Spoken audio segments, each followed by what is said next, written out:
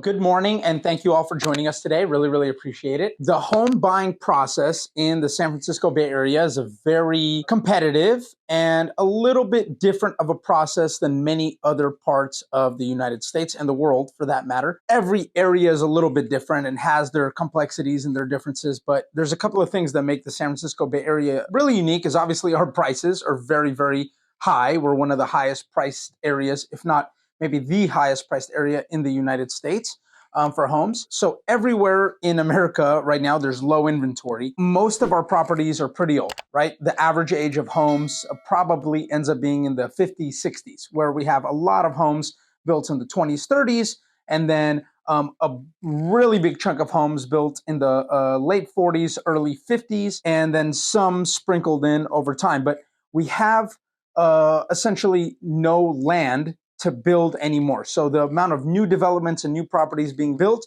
is very small compared to the amount of demand we have. Very competitive area. So a lot of properties that sell end up receiving 5, 10, 15, 20, 25 offers sometimes. Depends on the property, depends where we're at in the market. So obviously in recent years, interest rates have gone up quite a bit. That's complicated the home buying process for a lot of people as well. Whereas the last 10 years, we had interest rates hovering in the 3 to maybe up to the 5% range. But for the most part, they were like the average was 4. And then after pandemic started, we were in the 3% range. And in fact, I got a 30-year fixed mortgage thanks to shout out to Murat Shu at Citibank. We got a 2.75% 30-year fixed mortgage jumbo. That's me and my beautiful wife and business partner, Valerie Matei. I was born and raised in San Francisco, the city, and Valerie was born and raised in San Mateo. So between the two of us, we are experts and natives in San Francisco, San Mateo counties. And that's where we do a majority of our business. And so we're intimately familiar with these areas, having grown up here. And also, I myself have been selling real estate for 10 years. Valerie is a little bit newer to the game. She's been with me now for 1 year. But we bring that experience of selling real estate and also just being natives to the region. This is a quick overview of the home buying process. I try to do my best to really kind of summarize the steps, the important steps, and what happens during your journey of buying a home. Now, I've seen this process take 7 years for some people, from the moment that I met them when they started until they bought a home. And I've seen for some people this whole process take 7 days. Well, maybe at least this part 7 days and another like 20, 25 days for this process. So really depends on you and your preferences and your motivation and your desperation into buying a place, and how qualified you are and how excited you are. And it also depends on the market and what's going on and how competitive it is at the time and how competitive it is where you're looking, right? There's obviously a difference in the competition for a loft style 1-bedroom condo in south of Market neighborhood, San Francisco versus a 3-bedroom, 2-bath, 1,500 square feet, $1.2 million starter-ish home in San Mateo, right? So there's going to be a different level of competition for those two properties. So it's really going to depend on you and depend on the market and the property you are looking for. And that's how long it'll take. Generally speaking, I think the overarching thing is you should never be in a rush unless you are in a rush due to, I don't know, getting evicted or have twins on the way and you live in a 1-bedroom, or there are some circumstances where you are a little bit more motivated than other times. But I think in general, it's really important that you take your time in a way that you feel comfortable throughout the process, right? This is a scary process. For most people, you're putting in a large chunk, if not almost all of your savings into a property, right? So you are spending 100, 150, 200,000, 300,000, 500,000, up to $1 million oftentimes or more to put down payment into a property, plus closing costs, plus, which is around 1 to 2% of the purchase price or something around there, plus you are committing to oftentimes a 30-year commitment to pay a monthly payment of 2, 3, 5, 10, 15, 20, 25, 30 plus $1,000 in mortgage, property taxes, insurance, and including all the maintenance associated with that. So it's really important that you don't rush, in the sense that you're not you're not settling for something, you're not making a decision out of desperation. Instead, you are buying something that you feel matches your goals to a certain extent. So whether your goal is to buy a condo right now because you'd like just, to have your own place with a little bit of yard space, and you're going to need to upgrade sometime in the next 5 to 10 years, or buying a starter home that you're going to live in forever and actually extend it and make it bigger and make it your forever home because you love the location, or you are buying a turnkey property that you're going to live in forever, or you're going to move in 5 to 10 years somewhere else. It doesn't matter. Whatever it is, you just need to make sure that you're making the right decision and you're not going to regret your decision down the road. That just takes time understanding the process, and hopefully working with myself or someone like me to really expedite your learning curve, to learn as much as you can, as quickly as you can, so that you are making the best decision for yourself and your family. The home buying process can be broken down into an initial consultation needs analysis, getting pre-approved with the lender for a mortgage if you need that, setting up a property search or searching for properties, touring those properties, reviewing disclosure packages, comparable sales. That's basically analyzing a property once you've decided you like it after touring it. Sometimes this step can go before these steps. These can kind of sometimes be interchangeable a little bit. We'll talk about that later. And then deciding on an offer price and terms, if after you've done all your research and made sure you're fully qualified and made sure you narrow down what you want and searched the properties, toured all the properties, researched and reviewed the property and went back multiple times, then you decide on an offer price and terms. Then we put together an offer package, and then its offer is accepted and escrow, and then it's off to the races. So this is a very important step in the process that, in my opinion, shouldn't be missed. You really, whether you're buying a property by yourself, you're buying a property with a significant other or a partner of some sort, or you are receiving help from parents and they're now being involved in this process, whatever it may be, whoever the decision makers are, it's important to sit down with, generally, again, hopefully with a professional like myself, to really go through the process, understand the workings of all of this, going through all of this in detail, also clarifying what you want, right? And what you need. So I like to do an exercise called creating a list of 5 must-haves and 5 nice-to-haves, right? And so oftentimes, if it's just you, that's a little bit easier than if there are spouses, significant others, partners, where one person finds that it's vitally important that you have a house with a garage that you can park your car in, and the other one says, well, no, that's a nice to have, but I don't think that's a must have, right? It's working out those things together. So a lot of this meeting is kind of me answering questions, me asking questions and being exploratory and understanding more about you. But often what really happens is you start understanding more about yourselves and your significant other and the person that you're buying the property with by me asking these questions, learning about you. You guys are learning about each other, what your real preferences are versus what your must-haves are, what your nice-to-haves are, and understanding that whole thing. So really, it's getting a good grasp on what it is that you want, having that initial meeting, clarifying things, figuring out a timeline, understanding the process, answering questions.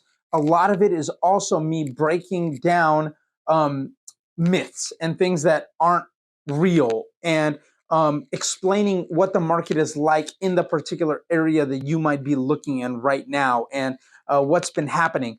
And what that means is that oftentimes you'll hear something on the news about what the market is like. Forget about the fact that the news oftentimes is sensationalized and meant to get eyeballs. So whatever they're reporting on is meant to be more dramatic and kind of extreme. Forget about that for a second. It's just the fact of the matter is they're delayed by a couple of months. Oftentimes the news reports on data that has come out that is 1 or 2 months old, and then people talking about what happened before. Whereas when you're working with a professional who's in the trenches, who has their ear to the street, who, like myself, I am touring properties, reviewing disclosure packages, talking to real estate agents, getting to know what's going on in the market live. Usually we have our first 1 hour, 1 hour and a half, 2 hour meeting to go through this. And then we have multiple conversations throughout the process to really clarify all these things. And oftentimes, one important caveat is from the moment you decide that you're going to buy a house and you start looking and you have that first conversation until you actually buy a house, it could be 3 to 6 months. What you actually thought you wanted in the beginning versus what you actually buy could be dramatically different after this journey runs its course and you learn more about the process, you learn more about your preferences, you learn more about your partner's preferences, et cetera, et cetera. This is obviously the most important step in the process because you can't buy a home if you don't have the money to buy a home. Most people, some people do, but most people do not have $1 million in cash in our area, $1.5 million. Our median price as of today, which is Saturday, April 13th, 2024, median price in San Mateo County is $2 million. Our median in San Francisco, I believe, I looked yesterday, I believe it was in the 1.6, 1.7-ish range. So for a single family home, most people don't have $2 million to buy a home. Most people need to get a mortgage and they're willing to put 10, 15% down, 20, 25% down, maybe even 30, 35% down, depending on what programs are being offered. It's very, very important that you get not just pre-qualified, which is kind of more of a verbal qualification that any lender can kind of give you, but isn't very real. You need to get pre-approved and even more importantly, get underwritten approved because oftentimes we do have all cash buyers. And so if you are looking to buy a home in a very competitive landscape and one of those offers competing against you is an all cash offer, a seller oftentimes will, and the seller's agent will lean towards that offer to think, okay, this is the most done deal, one in the hand versus two in the bush, best offer that we can get is the price enough that makes it make sense for us. So an example would be, I've received 5 offers on the property before, and one offer was 1.9 million, another one was 2 million, another one was 2,050,000, another one was 2.1, another one was 2.2. And so obviously you're looking at the 2.2 and thinking, okay, well, I want to accept that offer. But the $2.1 million offer was all cash. The $2.2 million offer was 20% down payment with a loan contingency 30-day close of escrow. So oftentimes we would go back to the $2.1 million offer and say, hey, if you can get up closer to this 2.2 mark or above that, then we'll accept your offer. And they did, or they got close to it, or maybe they didn't get up to the 2.2 mark, but they got 2.150, and these guys stayed at 2.2 and they kept their loan contingency in place. Well, the seller said, you know what, I'd rather not risk, this person backing out and then the all cash offer going and buying another property. They end up accepting that all cash offer. Now, if you get underwritten approved, right, you're fully approved, that means that the lender can now close escrow in 15 to 18 days, somewhere in that time window. And so that's competitive with an all cash offer because all cash offers close escrow in 10 to 15 days oftentimes. So you're competitive as far as timeline. And then an underwritten approval means that the bank basically gave you a seal of approval that you are already pretty much approved for this loan. So now it's very low risk for the seller at this point. And then your offer would only potentially fall apart if something radically changed with your finances or the appraisal, the property didn't appraise, and that could have an effect. Anyways, this is very, very important so that you know not only what you can afford, but what you want to afford, what your payments look like, understanding what programs the lender is offering, what's good for you. This is a very, very, very important step that you should do not only before you start looking seriously for homes, but also as just a matter of financial hygiene, doing every 6 months to a year just to know what's going on. Setting up a property search. So there's a couple of ways that we are going to be looking at properties that are for sale. And so there's obviously Redfin, Zillow, Realtor.com, and all of these platforms. You see all of the properties that are for sale on these platforms. In addition to this, I, as your realtor, also customize an MLS search that incorporates not just the properties that are on the market, but also the ones that are listed as coming soon or members only in our local MLSs. And all that means is that that property is for sale or available to show, but it's not publicly for sale in the multiple listing service. Basically, you might be able to get these off-market opportunities. In addition to that, I'm able to find other off-market listings through other forums like Top Agent Network and Realtor Coming Soon, off-market Facebook groups, and things like that. And I'm able to find you more off-market properties. And to give you an idea, about 5 to 10% of homes that are sold sell off-market, not on the MLS. That's really important that you are, if you're motivated and qualified and ready to buy a home, that you are actively looking at the alerts that I set you up on, but also on Zillow, Redfin, Realtor.com, whatever platform you're using, and making sure that you see homes as soon as they hit the market so that we can take the next step and actually start touring the properties. It's very important that we tour in our ultra competitive market where homes sell in about 5 to 10 days, sometimes within a day. It's very important that when you see a property that you like or that you think you might like, that we see it as soon as possible. A lot of times people are at work. You might be a doctor or nurse, employee at a tech company, et cetera, et cetera. You might not be able to go see a home same day that it's listed for sale or even the next day, or you may be out of town. So that's why it's important to have a professional realtor who knows your likes and dislikes and your criteria and your preferences that can go tour the property, see it, and kind of give you some more information, maybe give you a video of it, et cetera, because you may have to move fast on it and you might not be able to. And I see it oftentimes when I start working with somebody, they really don't understand how competitive and how quickly homes sell in our area. And so they're out of town. The home that they like goes on the market and they say, okay, well, we'll be back in like 3 or 4 days and see it. And then by the time they're back, it is sold. So this happens all the time. So it's very, very important to see homes ASAP. Review disclosure package and comparable sales. The most important aspect of this is that once you see a property that you like and you say, okay, I can see myself living there, now you need to really dissect, okay, you're gonna put a 20% down payment on a $2 million house. You're putting $400,000 down. You're gonna put another probably $20,000 to $40,000 in closing costs, and then you're gonna be paying whatever it is, $15,000 to $20,000 a month and mortgage and everything else. In addition to that, you might have to do work on the house. You might have to replace the roof or at least repair the roof or replace some windows or all the windows or redo the floors, or maybe you want to redo the backsplash in the kitchen, but you're okay with the counters, or maybe you want to redo the counters. There are almost unlimited number of things that you can and should potentially be doing to a home. And so when we review the disclosure package and the inspection report and all the details of a property before submitting an offer, that's what I try to communicate to you and give you a summarized understanding of what it is you might have to spend money on later on.